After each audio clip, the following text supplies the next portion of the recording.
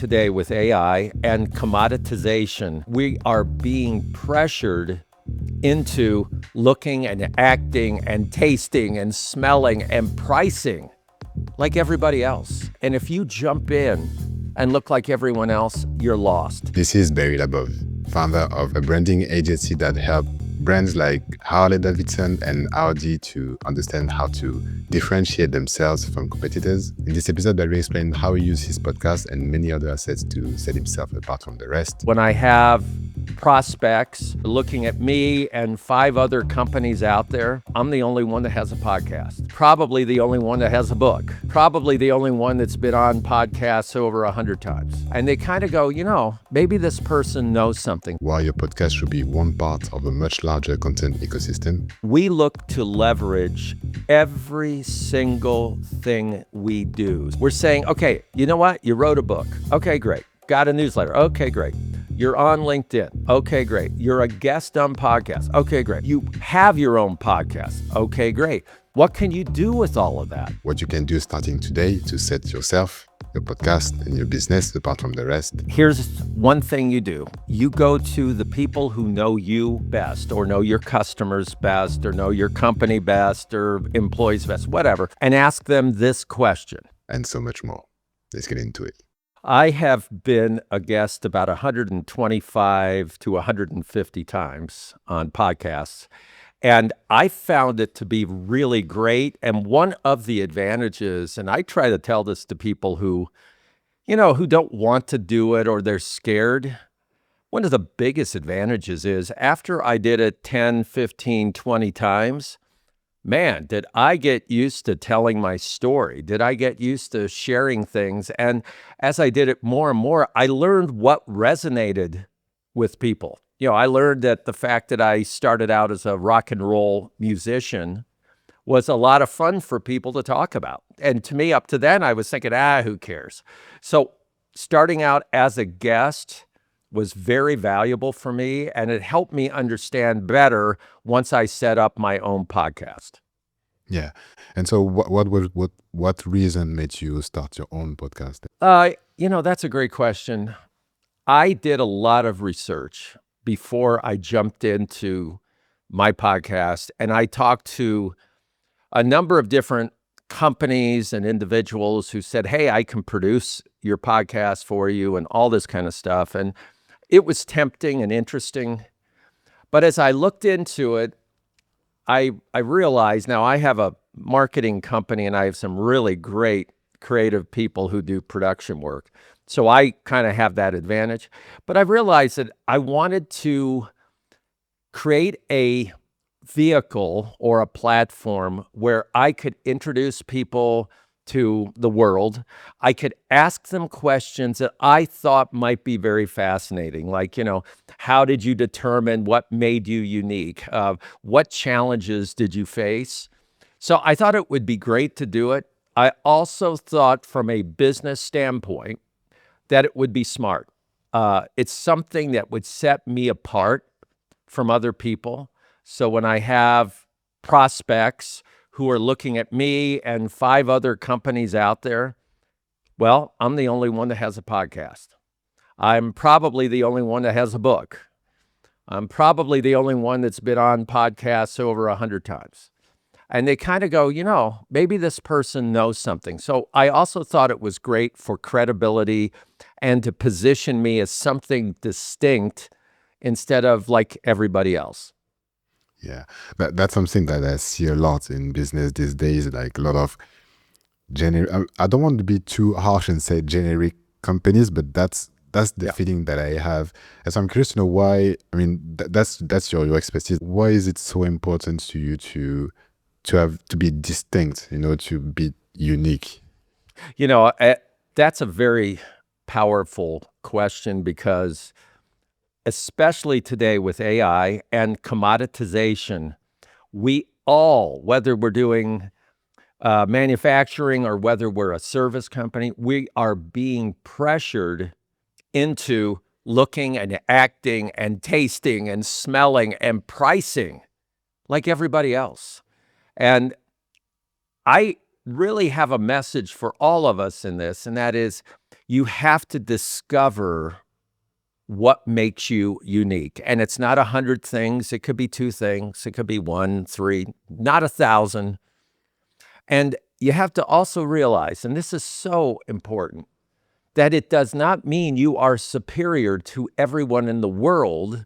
It just means you're a little different. You have a bit of a different character or distinctiveness or uniqueness. And you have to be able to focus on that because everybody else out there is looking the same. And if you jump in and look like everyone else, you're lost. So it's incredibly important because AI right now is great in many, many ways. But if your messaging is primarily AI messaging, you throw it into AI and here's what it is.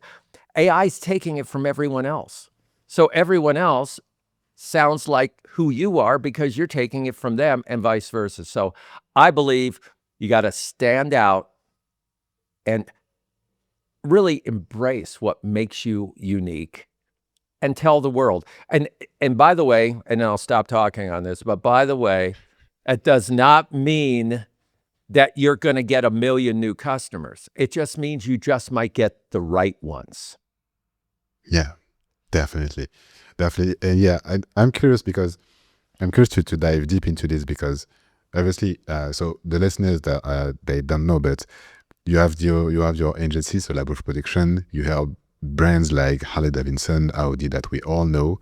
You also help businesses, B2B businesses as well. So I'm curious to know, that what are the first bricks? You said to have that one or two things that set one apart from the rest, but how do you find these first bricks to set yourself apart from the rest?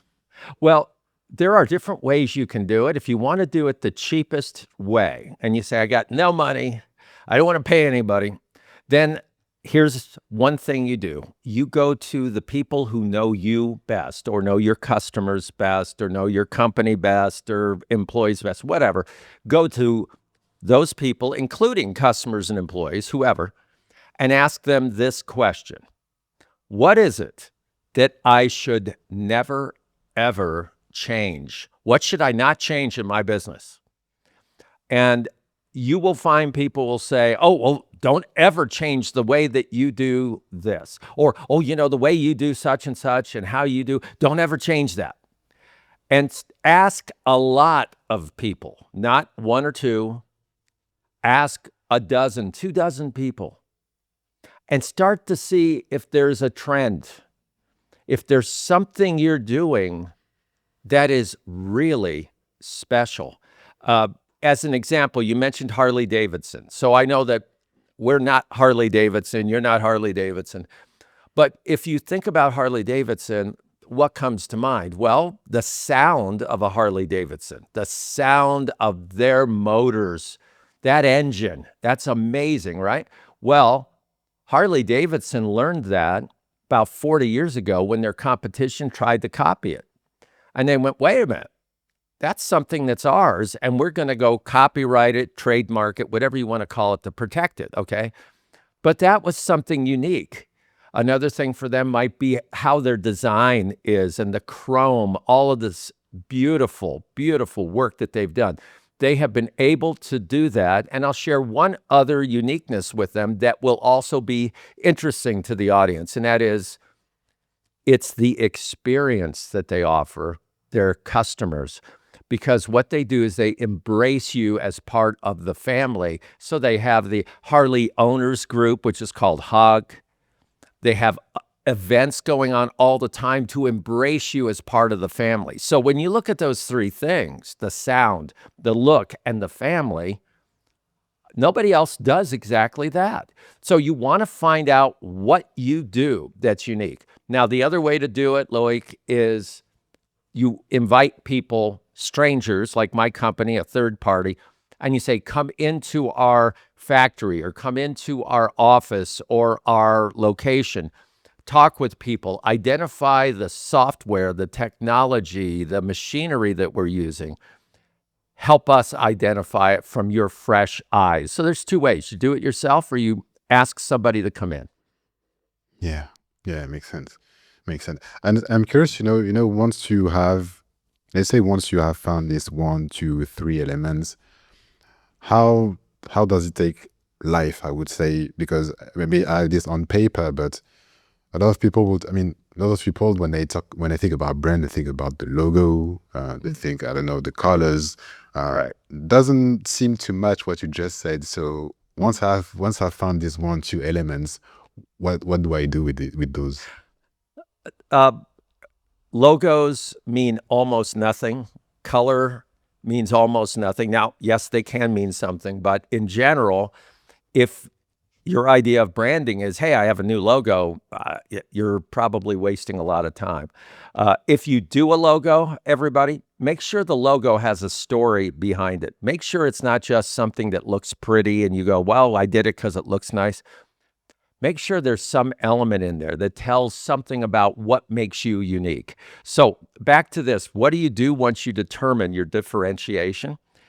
You find a way to create the message. You might name it.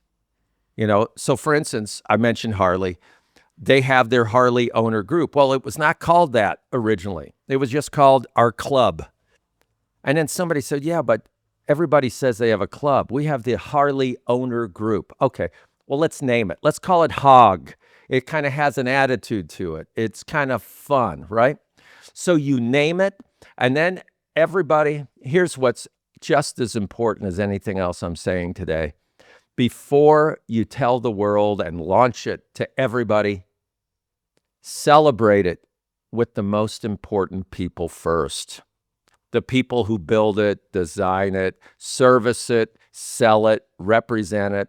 That would be your employees. Or if you're a large company, it could be distributors and dealers. Celebrate it with them first so they understand, oh my gosh, look what we do. This is what makes us different. This is why we're special. And most importantly, what happens when you do it? They feel a sense of meaning, of significance. They feel like, wow, what I'm doing actually is important. So that's what you do. You identify it, you name it, you launch it, but you launch it first to your people. So they become an army of advocates. Yeah. Yeah, that seems much better than what I often hear about. Yeah, have a color, have a logo. Yeah, this makes much more sense.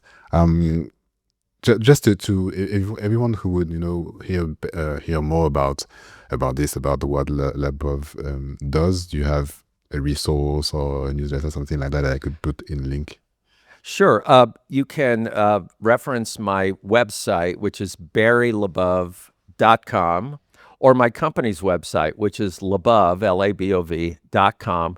Feel free, anybody out there, to reach me through those or on LinkedIn. I respond to all inquiries. And of course, you can read my book, which is on Amazon, and it tells all about it. It's called The Power of Differentiation. One more thing, you can access our podcast, which interviews people who are so interesting and brilliant, and it's called Difference Talks. Difference Talks. Yeah, but yeah, and that's the perfect bridge to this, because the name, and even the name of your podcast is not. It feels like you thought about this one. Why was it important to set your podcast apart from potentially other podcasts on branding, on positioning? Well, it was important because, number one, we're all about differentiation. So we thought it would kind of be nice to somehow quickly let people know that we're talking about making a difference, being unique, etc.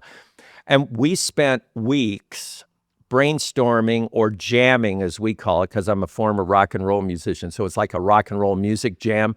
We spent weeks and weeks jamming on different ideas and looking at, well, what's the rationale for this name or that name? And then, of course, we had to see, okay, are there other podcasts out there with exactly the same name? Because we didn't want to get confusing. So that's why we did it. And we thought that the idea of difference talks, where uniqueness speaks volumes, was a really kind of an interesting way to do it. And I also thought that when you say difference talks, it doesn't put me in a box where I have to do one thing every episode and that people would get tired of it. It's really about unique people who have faced challenges at their organizations and have emerged successfully with a differentiated brand or product and engaged workforces. And that's, to me, that's a big deal for a lot of us. Yeah. And so my question is, how do you have your guest, how do you make sure who do you invite, or what's your approach to address the topic that your audience wants to hear, the branding, the differentiation? Do you invite only people that are in branding, or you invite CEOs and you address specific topics? How does it work? That's a good question. I have been very free form in that I have invited very, very well-known authors. I've invited Grammy Award winners. I have invited CEOs, presidents of companies. I've invited inventors, people who have invented things. I've invited executives. It's a wide range because our topic of differentiating yourself and inspiring people applies to a wide range. So that's what I've done. And, I've interviewed doctors. I've interviewed people from Harley Davidson, but also from Steel Dynamics, a steel company, a copper processor, Mack Trucks, Audi, Volkswagen, companies like that, but also smaller companies or maybe a little less known. The point is, if we can have a conversation where this individual gets to speak about what he or she's excited about, it'll probably be an interesting episode. And that's one of my questions before we go live. I always will ask the participant, the guest, I'll go, hey, we're going to talk about this or that today, but is there something that you're really excited about? And I got to tell you, Loic, a lot of times they surprise me and go, oh, here's what I'm most excited about. And I went, oh, I just interviewed the author, David Meerman Scott, of a book on the Grateful Dead, the rock band from the 60s. And he wrote a book called The Marketing Secrets of the Grateful Dead. It's a great book. But right before he got on air with me, I said, hey, David, is there anything you're excited about talking about? And he goes, well, I'd like to talk about NASA putting a man on the moon decades and decades ago, because I wrote a book on that and it's turned into a movie and a miniseries.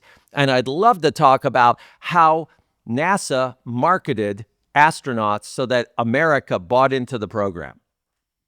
I said, oh, and I didn't even know this. I said, sounds great. So what I try to do is I want that person excited to share something that they love, because it's almost like there's no way this will be less than interesting.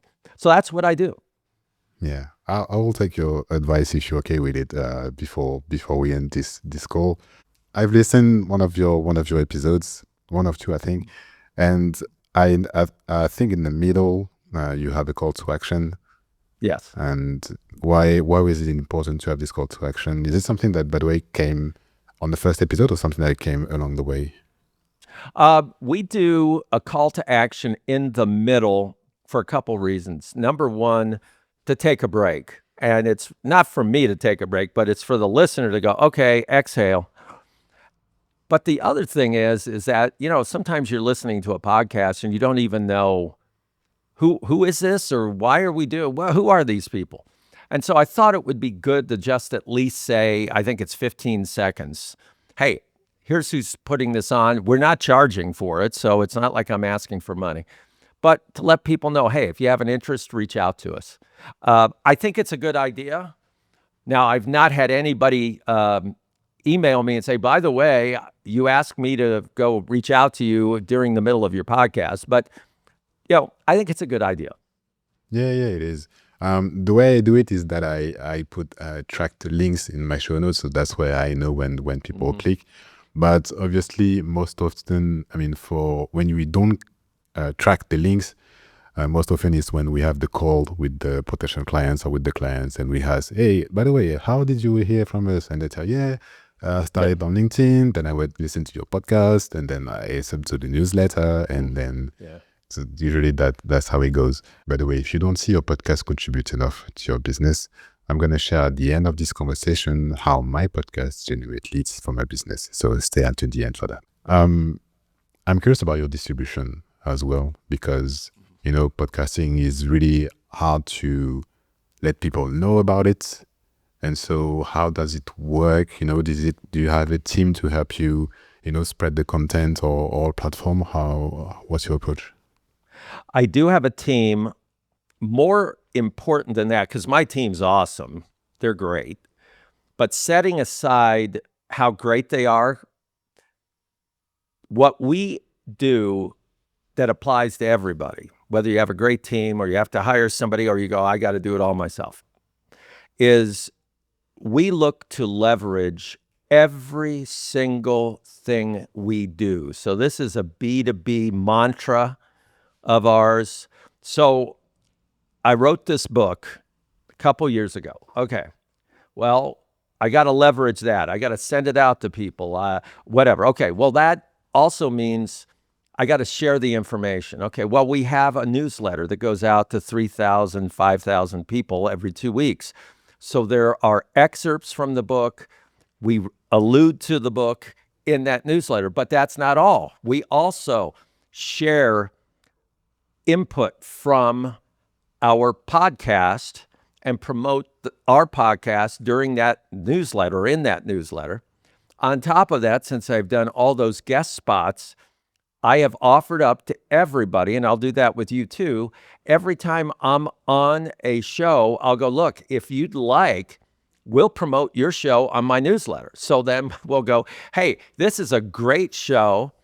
I love it. Why don't you listen to that? So then we do that. We are on LinkedIn, so we do posts every week, numerous ones every single week. We market only on YouTube, and it has worked very well there as well. So what we're doing is we're saying, okay, you know what? You wrote a book. Okay, great. You've got a newsletter. Okay, great. You're on LinkedIn. Okay, great. You're a guest on podcasts. Okay, great. Okay, you have your own podcast. Okay, great. What can you do with all of that? And let's make sure you're connecting people with all those things. Now, doing that has led me to the next thing that we're doing, which is I am keynote speaking frequently now. So there's a university that utilizes me as a keynote.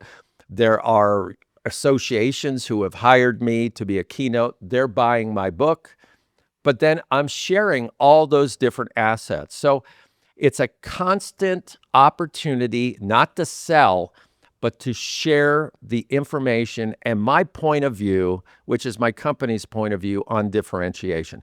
So we use all of it. We're leveraging every single thing we do. Wow. A couple of things. First, the university that used your book, that is amazing. How did that happen? They reached out to me because we blanketed universities throughout the United States and said, hey, if you have an interest in my book, let me know and we'll send you a copy, because I ordered 1,000 copies of the book.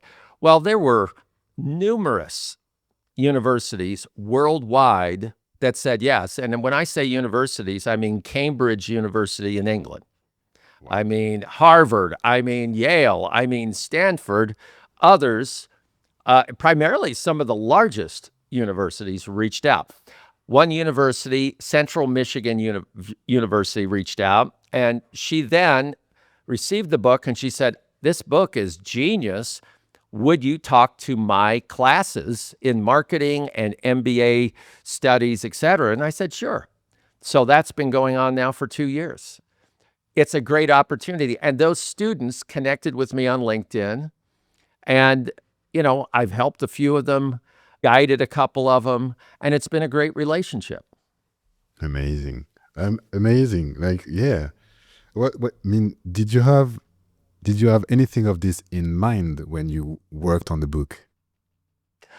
I did not have any of the specifics when I was working on the book like this, but what I did know from my days of being in rock and roll music is that you don't know what's going to be a hit. You don't know what people are going to like. You also don't know what people don't care about. So what you need to do is go out there and do it and find out and get feedback.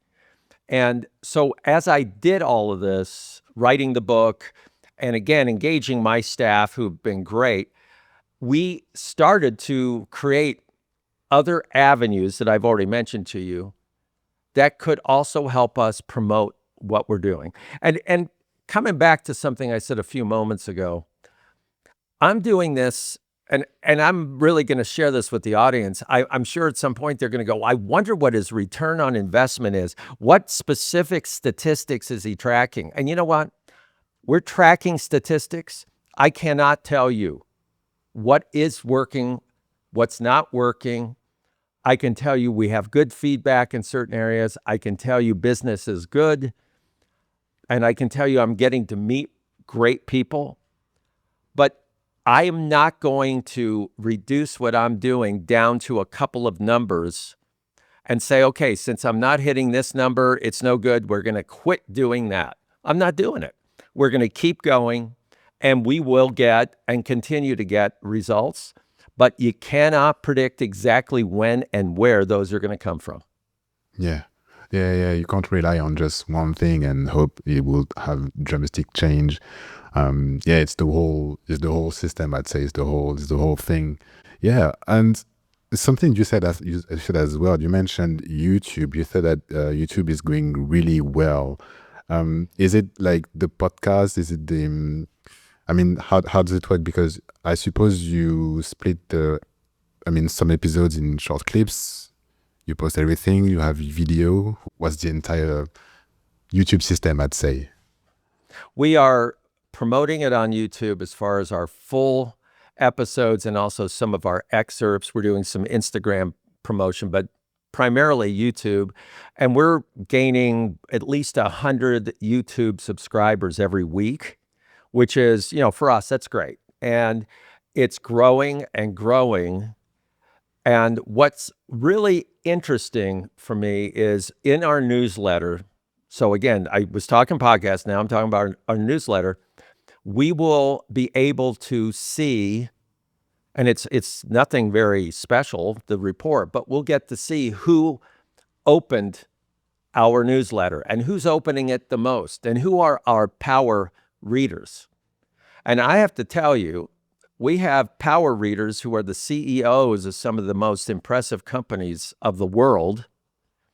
And we have other power readers that are people I know that are, in my market, let's say, and I'm going, I can't believe this, but they're sharing it and sharing it. So I'm able to look at that also. And I've reached out to a few of them and said, hey, I know you're a power reader. Would you like to talk? Things like that. So it's building this community and thinking big enough and calm enough to not say, I need a result now. One thing that turned me off when I was looking into podcasts and podcasting was a number of the people, I alluded to this earlier in the episode here, that were trying to sell me their production services. They really tried to close the deal and hard sell me. They tried to get my money now. And, I thought, I'm not going to be pressured like this. I'm going to talk to people that I like and that I believe are honest. And if I get along with them and there are ways that I can help them or they help me, great. But I'm not going to fall for some get rich quick thing or some pressure. And so I look at it that way with all the thought leadership information and materials that I share with people. They can have it. They can look at it. If they take my ideas and they apply it themselves, That's great with me. I know that long term it works out great. And I'll go back again because remember, I'm the differentiation guy. If nothing else, when I'm in a competitive situation and a customer's considering who to work with, again, I go back to this for everybody.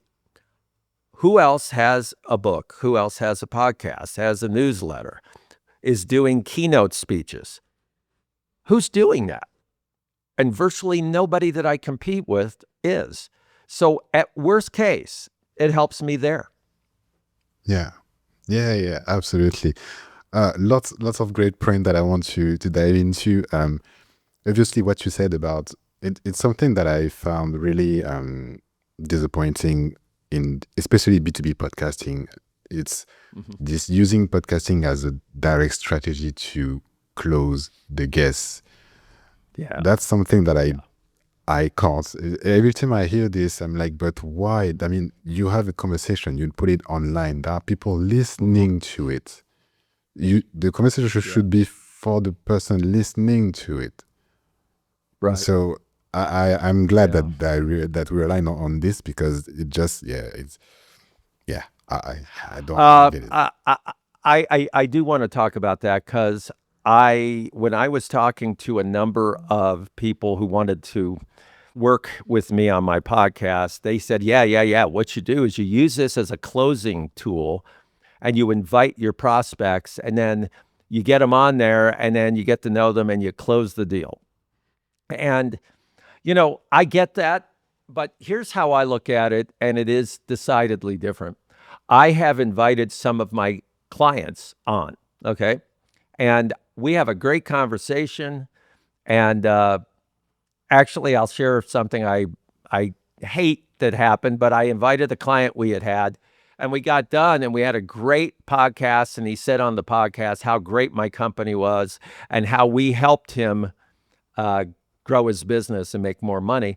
And we got done, and then he pulled me to the side. He said, by the way, we're making changes, and we're not going to be working with you guys anymore, but you guys were great. And he's not even there anymore. So I thought, I interviewed him. He loved us, but changes were happening, and we're now working with them again, or just about to work with them again. But it was the opposite of trying to close the deal on a stranger, okay? So here's a couple things I do with podcasts and guests when I'm asking people to be guests. Many times it's somebody I know who I respect. Sometimes it's people I work with that are clients or have worked with way back. So I invited the CEO of Mack Trucks, the worldwide company, to be my guest.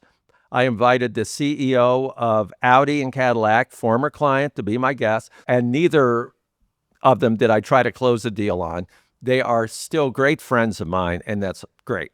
I also have reached out to people who I have connected with on LinkedIn, let's say. I have not worked with them. I think their company seems very interesting. And I've asked them, would you like to be on my podcast? And about 1 out of 10 go, yeah. And I've done that as well. In no case do I try to close the deal. In some cases, after we've met and we've talked, I've reached out later and I said, hey, great podcast. I have a couple of ideas based on what you said that might be of interest if you want to have a discussion. And if not, don't worry about it. And in almost every case, they go, yeah, sure, we'll talk. And we've shared some ideas with people, and there may be work at some point that we do with them. But if it's something that inspires my team, I'm going, well, why not? But it's not a thinly veiled plot to bring in a prospect that otherwise would not be interesting on a show and try to close the deal. I believe, and I've had some uncomfortable situations where I have rejected the idea of a particular person to be a guest. Or in one case, I interviewed a person for the show, and he was so much of a salesman, all about himself, that I thought, I can't put this out. It will not serve my audience. Yeah. So I have to look at the audience. It's not about me. I have to say, will our audience say, you know what, this is an interesting podcast? And if so, I go, great. And if I say to myself, would they find this interesting? And if my answer is no, I think they would find it self-serving listening to this person, then I'm not going to put that show out. Yeah. Yeah. Well, I wish more hosts could hear you, because it's something that I hear quite often, and yeah, it's every time it's the same, and I'm like, yeah, but please stop. Like, someone is listening. Please focus on the audience, the audience, the audience. Just like I'm always repeating the same thing. So yeah, I'm glad that we Right. that we align on this. Well, that is why, what is it? You probably know the numbers, but 98% of all podcasts end by their 10th or 15th episode. They're done. They quit. Yeah. So the unique and hardworking podcasts that are out there that stay with the program and have meaningful content and conversations will tend to rise to the top. And the ones that are the short-term, quick fix kind of ideas where you're trying to close deals and think you're going to make a lot of money, it's not going to work. Yeah, definitely. I want to switch gears a little bit, because earlier you mentioned the newsletter, and I think to me that's such an important part of podcasting. So the way I see it, someone listening to my podcast, I'm not fully, I mean, I don't, it's really hard for me to see the point of sending them to my website, because to me, they're probably not ready to go there yet. However, the newsletter, to me, that's the great point to move forward, because the way I see it, the listeners are just, from my point of view so far, it's just numbers. All I know is numbers, how many people listened, how far they listened. Right. But I don't know who. It's until they get on the newsletter that I know who opened, I get the name. And that's why I found what you said really important about, because you said you know who opened, you know who are the power readers. And to Right. me, that's why to me, newsletter is the next step after the podcast, rather than sending people to the website. So Yeah, I think you're right. I agree with you. I think sending somebody to the website is okay, but it's kind of like sending them to the store, to a grocery store. There's a lot there. You're looking around. Where are you trying to guide them? Okay. And I look at a newsletter as an extension of the podcast or the book. And to me, the newsletter is a way to invite people to listen to your input, but it's written instead of on a podcast, and to be able to consider your ideas and give them a choice of doing more or not doing anything, deleting or sharing, reaching out or whatever. But I do think using all of these as vehicles is important, so that, as an example, a newsletter is a great idea, but make sure you share specifics of this podcast or that podcast or whatever. And as I'm doing, I really suggest any of us out there who are guests on podcasts, like I am with you here, offer the person who hosted you the opportunity to promote their podcast in your newsletter. I mean, why not? Worst case scenario is you have them there and you're happy to help them. Best case scenario, they share it on their newsletter, and maybe somebody then reaches out or takes a listen or watches your podcast. It's a great way to thank people and to build a community of people that are positive, that are trying to help each other. Yeah, definitely. Couldn't agree more with you. Before I ask my very last question, I'm curious to know. So we talked about the positioning of the business, the positioning on the podcast. Mm-hmm. You have the book, you have the newsletter, you have the podcast, the distribution on YouTube. Is there anything that I missed? Well, we have our presentations that we do with clients, so we include all that information. I also mentioned the keynote speeches that I'm doing, as well as the lectures at the universities. So there are opportunities to share that information in many, many different facets or styles, other than just the podcast. Okay, got it. I'll put the links in the show notes so people can have access to this as well. And so my very last question that I want to ask has been probably 30 minutes. I'm dying to ask you questions, Barry. Ooh. What are you very excited about? Well, you're using that question on me. Uh, you know, I'm excited. Okay, this is going to sound strange. I'm excited about making small improvements and refining everything that I'm working on. So my podcast, we're making small improvements here or there. My uh, newsletters, I'm trying to make some small improvements on that. I'm looking to make refinements as opposed to creating something brand new that's never been in existence before and going through all of that. Instead, I want to look at all facets of what we're offering our clients, what our website is, everything, and being able to just make those little improvements, being able to just change things a little bit to make them a little better so that we're constantly improving. And that excites me. That, as funny as it sounds, that excites me a lot. It's probably related to what we do with differentiation, where we say discover what makes you unique as opposed to trying to create everything all the time. I want to be able to improve in 50 different areas by a tiny amount as opposed to trying to change one big thing. That's what's exciting me. That's what's driving me today. Yeah. And I can hear another difference as well is that we live in a world with AI can make you promises that you will get anything by like in 5 minutes.